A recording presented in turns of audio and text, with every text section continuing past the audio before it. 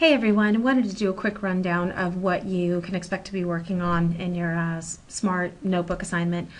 Some of you have already had a lot of experience in working with SMART notebook in your various classes.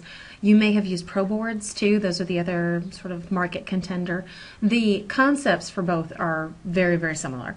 The setup for them is also very similar. It's just a question of getting used to one technology or the other. And after graduation, you may find that some districts have Pro boards, some have Smart boards, but you should be able to pretty quickly adapt to one or the other if you were trained in just one.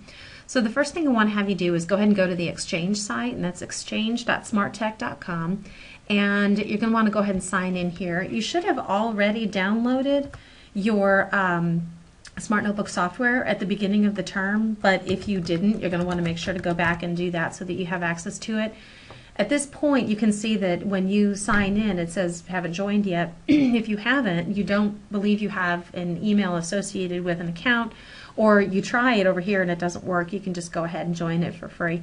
The important part to note here is that they do indicate that you can join the Exchange for free. The problem is that when you try to use any of these lessons, if you don't have Smart Notebook software on your computer, it's not going to do you a whole lot of good. So that's kind of the catch-all there. So once you've logged in, you can see on the main site here that you can browse different lessons, and that's the first thing I'm going to have you do is just kind of get a feel for what's out there. You'd be really, really surprised at how many resources have already been downloaded. So as we've talked about before in using technology, and certainly you'll find in education of any kind, that you always want to check and see what's out there before you start working on something on your own. There's just the sheer volume of lessons and activities and games and things like that that are already out there and quite often can be manipulated by you to suit your own purposes is just overwhelming, and it's an incredible time saver. So you're going to want to keep that sort of thing in mind. There is something to be said for creating something on your own from scratch, but you learn some of these tools even by manipulating them to suit your own needs. So just keep all of these things in mind as you're running through. So I can see that I can browse by subject here, which is certainly a possibility. Let's say I'm a history instructor.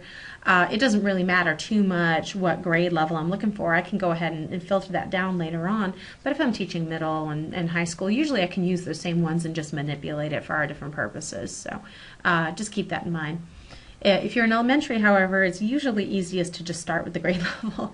So I'm going to go ahead and just pick 4th grade here and see what other teachers or companies have put in for me. So there are 23,000 lessons that are available that are suitable for 4th grade. That's a lot. So you would never be able to scroll through all of those. There are some very basic things here like homeroom attendance, which everybody uses. That's actually suitable, as you can see, for all of those grades. But there are other ones that are going to be very, very content specific, like we've got one here for fractions. Now, if I want to look at, let's say I think that that's a really good idea. I'm looking for content here, not a game or a skill. I just want to look for something related to content. I can go ahead and search fractions here. And I click go, and it's going to give me a listing that suit both of my criteria here. I've got fractions and suitable for 4th grade. That narrows it down to 777. It's a little bit better, but it's still quite a lot. So that's kind of what I mean by not creating something from scratch, because clearly a lot of people have done that and maybe they didn't have to. That was a lot of work that they put in.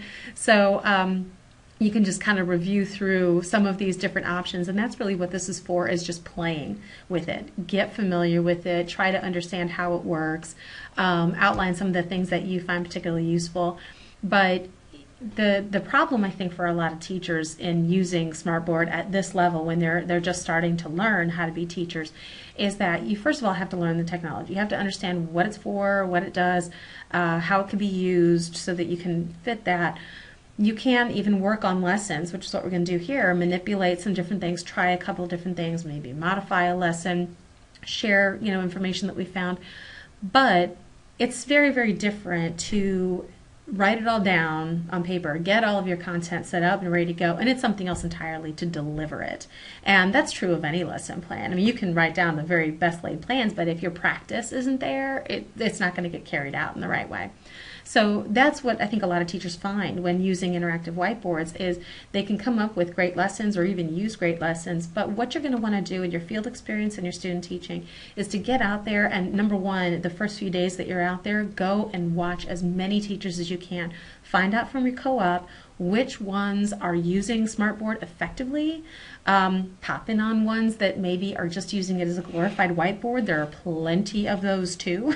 You'll find people who use it as a very, very effective tool, and you will find people who are just using it because it's there and they don't know what else to do. So you need to watch both so that you can know what to do and what not to do. So that's going to be a part of what you'll have to kind of take on yourself, when you're in your field experience. So if I am looking at, let's say I'll just grab this one, this fractions area, and it says fractions part of a whole, so that kind of gives you an idea which ones are correct. You can line them up. So this is an example of one that is just doesn't give you a whole lot of guidance. Some of them are very, very clear and very obvious. They'll give you teacher notes, they'll give you objectives, they'll tell you exactly what you're supposed to do with it. Others, you're kind of left to guess on your own. And I'm a high school teacher, so I always struggle a little bit with fourth grade material because I'm having a little bit of difficulty seeing how this would actually work in a classroom. Doesn't mean it wouldn't, okay? That's very, very important to know. Just because it's not obvious right off doesn't mean that it can't be manipulated to make a whole lot of sense. So when you're looking at and evaluating these lessons, do they provide any guidance, or is it just so very obvious that you know exactly what to do? So those are the things that you want to think about. I do like this one because it's very simple. It would be easily manipulated. I can change it into a couple of different things. It's not so complex that it feels overwhelming. It's very simple. The downside is there are 98 pages on this lesson. That's a lot. That's a lot of pages. And usually if you see teacher notes or explanations or details, they're going to be at the end of it. Sometimes they're at the beginning, but quite often they're at the end. And to be honest with you, I'm not going to scroll through 98 pages. So, and I see there's 176 downloads, which really isn't all that many considering that it's on the first page. So anyway, I'm not going to worry too much about that one right now. Although, again, for some people who just want to plug in some of those different slides at various points in the semester, or there are other teaching strategies that maybe they've got, them rotating through centers or groups where that could be really valuable. I don't know. So those are the kind of things that you're going to have to make a judgment call on as a professional. Now, as I scroll through here, I could find another one. Let's see. You can see some of them are very, very fancy. Some of them are not. This one clearly was actually made by a company, so it looks pretty. So let's click on that one and take a look there. Okay, so I see there's 16 pages. That makes me feel a little bit better. Not quite so overwhelmed here. Already I can see there's a start lesson and a teacher's notes. Right on. Very excited about that. That makes it very, for me, I can walk in here and know exactly what I'm doing. I don't have to try to figure it out. I know what the purpose is. So I can click here. You can see sometimes they'll offer, like I said, usually it's at the end, but you will see them at the beginning too. They have teacher notes, lesson objectives, lesson notes, and then a way to start the lesson. Remember though, when you see these lessons, they will sometimes apply to a range of grades. That means you're going to have to tweak it. So be very, very aware of your content, be aware of your Common Core, and then you're going to have to manipulate this so that it's not overwhelming for your third graders or way too simple for your seventh graders. So just kind of thing to keep in mind. Gives objectives, which we love. And then you can scroll through here. It looks like you can create fractions for each of them. There's a fractions sort in the right box, which Smart Exchange does a lot of, is sorting. You've probably seen that in other classrooms. It gives the answer. It's got fractions and numerators and denominators, so that's pretty cool. It'll allow you to check the answer. So, I'm not even working with this one. I'm just previewing it right now to see if it's something that I like. This I love. This actually takes the concept of fractions and puts it into something that kids can understand. And I don't know about you guys, my kids love to cook. And so this is a really good way for them to have it make sense. It's not just numbers on the page. It's something that's actually relevant, and that's always a good thing. Okay, so I'd say this one looks pretty good. I can scroll through it, and maybe I'll use some of this, maybe I won't, It's got 17,000 downloads, though, so that's usually a good sign. All right, I'm going to say, yeah, let's go ahead and go with this one. I'm going to go ahead and download it.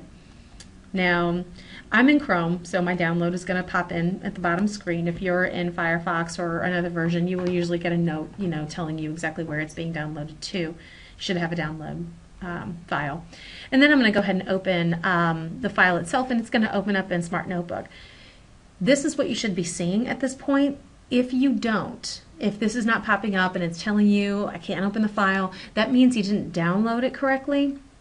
Don't worry about it. It happens to the best of us. Usually when it happens to me, it's because I'm way too impatient and I think I've downloaded it, but then I've moved on to something else and I didn't finish it. So don't follow my example. Be focused when you download your things. Stick with it until it says, yes, you're done. Yes, you're all set. So if you do run into that problem, just go back to the very beginning, download it again, make sure you stick with it through the whole process. If at that point you're still having problems, let me know or let a colleague in class know, and we'll, kind of walk you through it. So once it has downloaded, though, now I can see that it's in a manipulated option, or it's in a manipulative view, meaning it's downloaded into Notebook, and now I can play around with it a little bit if I want to. Now, all presentation softwares have these nice, handy little links here, so I can, run through one or the other. Again, if I decide that I don't even necessarily have to keep this. If I want to delete the entire slide, then I can go ahead and do that. I can just click these little drop downs and I can delete that page, because maybe once I've learned it and I understand what the authors were going for, I really don't need the lesson objectives or the lesson notes. I've already got that, so we're good. So I may want to eliminate those things so I don't have the students seeing them. Then I can click on to different locations here. It has grading fractions. What I really like is they have these little information buttons that you will see occasionally in different, oh, I see, because the page is locked. Let me see if I can bring this down a little bit for you, because I know you can't see it in your screen view. Let's try that. Okay, so sometimes you'll see these little, it'll have these things locked in place. You may need to click unlock so that you can access some of this information. So just know that if you, as you're playing around with it, you may see that. For some of these things though, like if I click on this picture, this nice little icon moves around, and I can rotate it around here, and I can click the drop down menu here, and I can just cut it, clone it. Very, very handy. It allows you to create an exact copy in the exact same size. Probably don't need 2 hot dogs of the exact same size, but if you're creating a Venn diagram, I used to drive myself absolutely insane having 2 circles that I would draw on the whiteboard that are exactly the same size. It's just a huge pain. So this allows you to just go ahead and clone it. So that's really nice too. So it looks like this one is pretty easily manipulated. Some of them aren't. You will find that some of them, when you download it, you can't change it at all. But those are very few and far between. So that's not usually too much of a problem. So anyway, I can just scroll through again. You can delete any one of these. You can, change it around. You can manipulate it. Lots of different things that you can do here. Dig into it. You can't break it. There's nothing. There's no, concern for failure here. You're not gonna. If you delete a page here, and you realized you really didn't want to, you can always go back and download it, again, or anything that you lost, you can just start over. This is your environment to fail, okay? It's very, very important that you try these things out and not worry about losing anything. You're just getting your feet wet with it. All right, so let's say that I like this one. I'm gonna go ahead and save it. If I need to go in here, I have to go in as save as, and then go ahead and save it to a spot in my computer. Please note, though, that it will save it on your machine when it's got Notebook software. If you can email the file, or you can share it using another method, and you can send it to any other machine as long as it's got Notebook software on it. So if you open up that email and you try to open that file in one that doesn't have it, it's not going to open for you. So just really be aware of that, because that can be a very common problem. But for this one, I'm not going to worry about it. I'm just going to create a new one. I don't want to save it. And so just to kind of give you a little bit of a better idea of what these tools, all do. Number one, remember with this technology, don't guess and don't go looking for 30-minute trainings on every single thing. We have advanced enough in the digital age now where if we roll over these icons, I can usually figure out what they mean. It'll give me a little pop-up, tell me, a save icon here with the 3.5-inch floppy disk that nobody's used in 12 years, but that's okay. You can see some of these other tools will give you can do screen captures. Most of them are here for presentation. So once you actually get to your board, your smart board, these are the kind of things that you can use here. They do have adding text and shapes and things like that here. Just start playing around with these things. So if I click on this tool, I'll kind of show you here what if I click on this one, it seems like you should be able to just drag and drop it here, which is actually what you do in the gallery. I'll show you that, but for some reason, I'm not entirely sure why they did it this way. But if I click on, for example, this shape here and this here, click there, and it creates a tiny little tiny little icon for me. Now you're going to drive yourself crazy trying to do something different, because you're going to click and click and click, and just realize that as long as this is still clicked, you're not going to get anything else. That's all you're going to be able to do, and it's going to drive you insane. So for these shapes, usually you can just drag it. So if I click and I drag it out, like this, then all of a sudden I've got a circle. So again, like I mentioned, if you wanted to go ahead and do a Venn diagram, remember again, you feel like you should be able to click on here and your mouse should pop up, but that's not the case here. So what you are going to want to do is go into your little, this is basically your cursor, so you can get around. I'm going to click on here, and then this is my actual circle. If I want to go ahead and create another one for a Venn diagram, I hit clone, and boom, there we are. And I can go ahead and move this around. And now all of a sudden it's nice and clean and neat, and I don't have to try to figure it out, which is wonderful. Love that. But now I've got all these little icons here, and it's going to drive me insane. So what I can do is go over here. I can go ahead and clear this page entirely and just start over from scratch. Easy way to do it. All right. Last thing that I wanted to show you in this area. Let's see, how far do we want to go? I don't want to overwhelm you. That's the thing. I don't want you to feel too overwhelmed. So we're just going to stick, I think, with the gallery for this one. Now, if I go into Gallery Essentials, the two areas, I'm sorry, let me back up a little bit here. The two areas that I'm going to have you look at for this assignment is the Gallery Essentials and the Lesson Activity Toolkit. Again, just start playing around with it. Start thinking about what your practice looks like, what your tendencies are, what your students' tendencies might be. You're going to gradually get a feel for this. You're not going to walk out of here being completely and totally accomplished in Smartboard. You're never a completely and totally accomplished teacher. It's always a work in progress. So don't be too hard on yourself, with these things. Just play around with it, see if it works. These are the two areas that I think are probably going to be, very beneficial for you. It looks like there are some lesson activity examples here, so let's take a look at these. Okay, so these ones provide some different activity examples that you could look at too, and again, just kind of play around with it. But for Gallery Essentials, let's go ahead and start there. I'm going to expand this, and I can see that it's broken up into different groups. So let's say I'm in geography, and I want to do a lesson involving maps. I need them to understand the difference between, they've got, okay, so there are detailed maps here. Let's say I want them to be able to label different maps, and I want them to know where these locations are. So let's say I've got one of East Africa here, and this is again where it's a little counterintuitive to what you just learned, but with the pictures, you just drag them and drop them right over. Okay, so now I can see that this one's based in East Africa, but I've also got one over here that is totally blank. I can play around with some of these tools so that I can show them what, these are the different areas. It really depends on how you want to create your lesson. Quite often, because I teach geography, so I would just give them a list, of all of the different, areas and say, go for it. Go ahead and see if you can label it. And quite often they'd just be terribly amused at how far off the mark they were. But it's a game for them because they didn't feel like they had to know. It was just, trying it out. And sometimes that fun factor got it stuck in their minds that if they put, Kenya is this big giant, block over here, and realizing that Kenya is actually pretty small and it's right over here in the corner, they're more than likely to remember that, when it comes to test time. So these are the sort of things that, again, it's not just about learning the technology, it's how are you going to make it work for you. So that's why we're playing with it. All right, let's go ahead and take a look at the Activity Toolkit real quick too. This is a really nice place to start. They've got, different things like activities, examples, graphics, all those different things. Let's take a look at the interactive and multimedia. And they've got a nice long list of things here. Wow, there's a lot.